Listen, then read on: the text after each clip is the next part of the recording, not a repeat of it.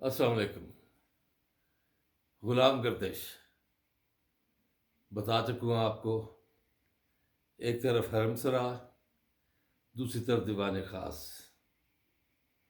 اور دیوان خاص میں کیا ہو رہا ہے کہ غیر قانونی، غیر ملکی افراد جو ہیں ان کے خلاف آپریشن ہو رہا ہے، اور یہ آپریشن جو ہے یہ 1 نومبر سے شروع ہے۔ دیکھا آپ نے 4 لوگ پکڑے گئے ہیں کراچی سے، 12 قریب لاہور سے، اور کوئی 26 کے قریب اسلام آباد سے۔ اور اسلام آباد میں گولڑا کے مقام پر ایک جگہ ہے بنی، اور دوسری جگہ ہے G13 1 کے پاس مہرآبادی۔ یہ وہ آبادیاں کنجان علاقے۔ مہرآبادی جو ہے یہ G12 ہے، اور اس کو گورنمنٹ نے بڑی کوشش کی کہ جس طرح باقی سیکٹر ہیں G11 کے بعد G12، پھر G13 تو موجود ہے، G11 بھی موجود ہے، لیکن G12 کو کوئی حکومت، کوئی سیاسی یا غیر سیاسی حکومت یا ڈکٹیٹر اس جگہ کو خالی نہیں کروا سکا۔ وہاں پر باقاعدہ طور پر غیر ملکی، غیر قانونی طور پر قیام پذیر ہیں، ان کے پاس اسلحہ ہے، وہ وارداتیں کرتے ہیں اور پھر چھپ جاتے ہیں۔ اسی طرح ملک بھر میں جہاں جہاں یہ آپریشن کی بات کی جا رہی ہے، کہیں کوئی آپریشن نہیں ہو رہا۔ یہ جو آپریشن غیر ملکی، غیر قانونی قیام پذیر لوگوں کے خلاف ہو رہا ہے، یہ ٹھس ہو چکا ہے۔ یہ ٹھس اس لیے ہو چکا ہے کہ حکومت کی طرف سے ابھی تک کوئی باضابطہ طور پر فگر سامنے نہیں آئی کہ کتنے لوگ یہاں سے بھیجے جا چکے ہیں، کتنے لوگ خود گئے ہیں اور کتنے لوگوں کو بھیجا گیا ہے، بلکہ فری ہینڈ دے دیا گیا ہے۔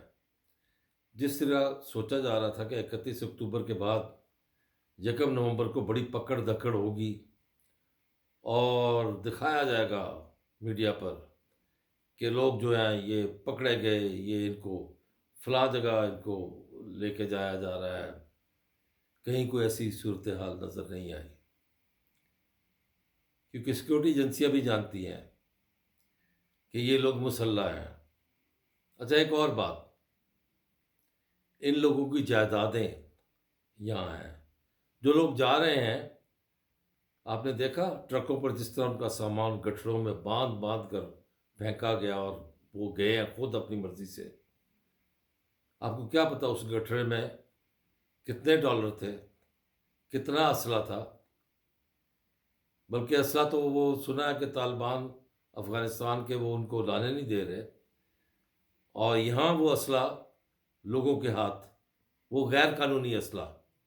اب یہ غیر قانونی اسلحہ ایک نئی بات ہوگی جو یہاں مقامی آبادی کے ہاتھ میں آئے گا، لیکن 17 لاکھ غیر قانونی، غیر ملکی افراد جن کی اکثریت افغانستان سے ہے، حکومت تو یہ بھی نہیں بتا سکی کہ یہ غیر قانونی، غیر ملکی افراد افغانستان کے علاوہ اور کس کس ملک کے ہیں جو جا چکے ہیں۔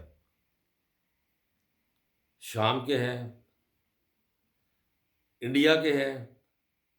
انڈیا کا تو آپ نے بھی دیکھا کہ پچھلے دنوں میڈیا پر بہت ایک گردش کر رہا تھا، ایک باپ اپنے بیٹے کے ساتھ اپنی جان بچانے کے لیے افغانستان کے راستے سے پاکستان آیا، اور اس نے بڑی کوشش کی کہ کسی طرح وہ اس کو اسائلم مل جائے۔ اس کے بارے میں کوئی رپورٹ نہیں، کوئی خبر نہیں ہے۔ وہ ایدی فاؤنڈیشن میں اس نے آ کے پناہ لی، اور میڈیا پر اس نے ٹکا کے اپنی باتیں کی، اپنے آپ کو مسلمان بھی کہتا ہے اور بتاتا ہے کہ میرے ساتھ کیا ہوا۔ بلا شبہ انڈیا میں مسلمانوں کی حالت زار ایسی نہیں ہے کہ وہ وہاں رہیں، مسلمان وہاں کے یقیناً تکلیف میں ہیں، لیکن غیر قانونی طور پر ملک میں آنا سب کے لیے ایک جیسا قانون ہونا چاہیے، چاہے وہ انڈیا سے ہوں، چاہے وہ افغانستان سے ہوں، چاہے وہ شام سے ہوں، چاہے وہ صومالیہ سے ہوں، چاہے وہ کسی بھی ملک سے ہوں۔ تو غیر قانونی طور پر ملک میں جو لوگ موجود ہیں ان کے خلاف جو آپریشن کی بات کی گئی تھی وہ اس زور و شور سے سامنے نظر نہیں آئی۔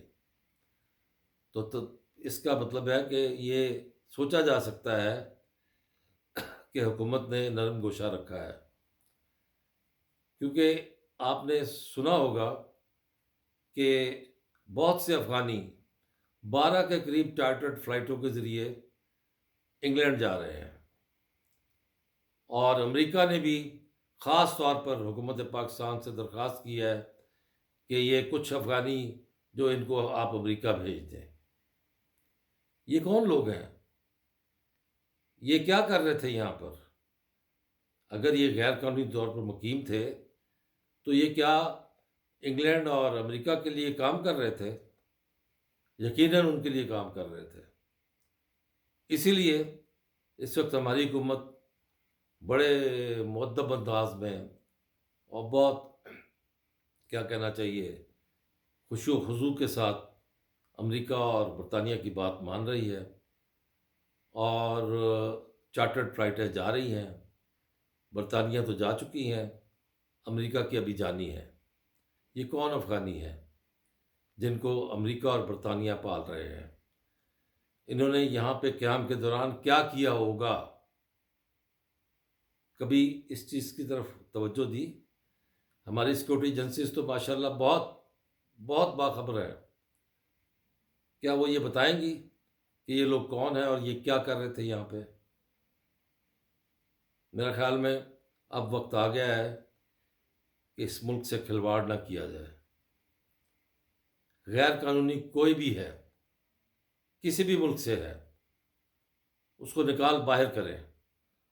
ہم نے بہت سہ لیا، ہم نے اپنے لوگ مروائے ہیں، ہمارے فوجی شہید ہوئے ہیں، ہمارے سویلین شہید ہوئے ہیں، ہمارے چرچ، ہماری مساجد اور ہمارے امام بارگاہیں اس کا نشانہ بنی ہے، ہمارے بازار، ہمارے تعلیمی ادارے۔ کیا آپ بھول گئے ہیں آرمی پبلک اسکول کا سانحہ؟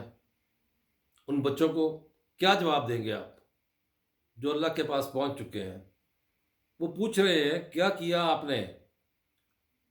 ہمارا جو دشمن تھا، آپ نے دشمن کے بچوں کو صرف پڑھانا تھا، پڑھا لیا دشمن کے بچوں کو نا۔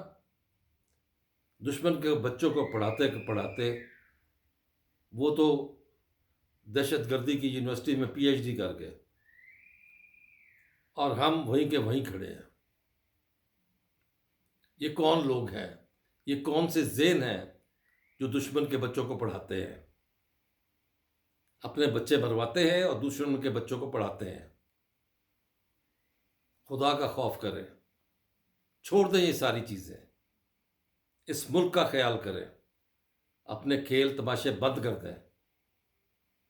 اگر آپ کو اس ملک کی فکر نہیں ہے، آپ بھی جائیں کسی چارٹرڈ فلائٹ پہ، ملک سے باہر چلے جائیں، ہم سنبھال لیں گے اس ملک کو۔ ہم اس دھرتی کے بیٹے ہیں، افغانستان کے لوگ ہوں یا کسی اور ملک کے، ایک بھی نظر نہیں آنا چاہیے یہاں غیر قانونی طور پر قیام پذیر۔ میں بغیر ویزے کے ملک سے باہر نہیں جا سکتا، تو کوئی اور میرے ملک میں کیوں آئے بغیر ویزے کے، بغیر اجازت کے؟ چمن میں بیٹھا ہوا چکزئی یا کوئی اور دھرنا دے رہا ہے، کیا کیا حکومت نے اس سلسلے میں؟ بلوچستان کی حکومت کہہ رہی ہے ان کے کچھ مطالبات جائز ہیں۔ کیا جائز ہیں؟ کہ وہ روز آتے ہیں یہاں آ کے اپنا کام کرتے ہیں اور پھر روز وہ چلے جاتے ہیں؟ ایسی کوئی پالیسی نہیں ہے۔ ہمارے ملک کے لوگوں کو روزگار کی ضرورت ہے۔ چھوڑ دیں یہ ساری چیزیں۔ یہ ملک دوسرے لوگوں کو روزگار دینے کے لیے نہیں بنا. سب سے پہلے پاکستان کا نعرہ اگر لگتا ہے تو اس میں سب سے پہلے پاکستانی کا نعرہ لگنا چاہیے.